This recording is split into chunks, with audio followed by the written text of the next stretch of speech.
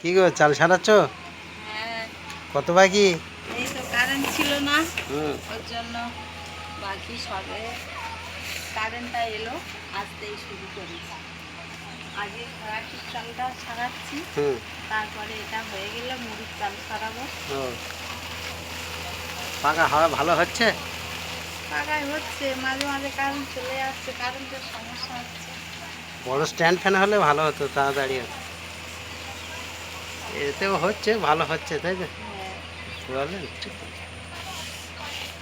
হচ্ছে, এইটা পাকারও সমস্যা। এইটা এটা হয়ে গেলে তারপরে মুড়ির চালটা করবে? হ্যাঁ, খরাটির চাল হয়ে গেলে হুম তারপরে মুড়ির চাল 2 বস্তা আছে, হুম 2 বস্তা সারাবো।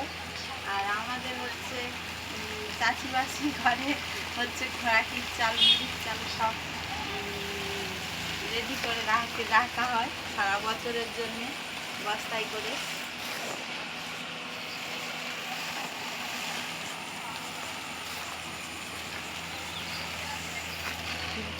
ভিডিও ভালো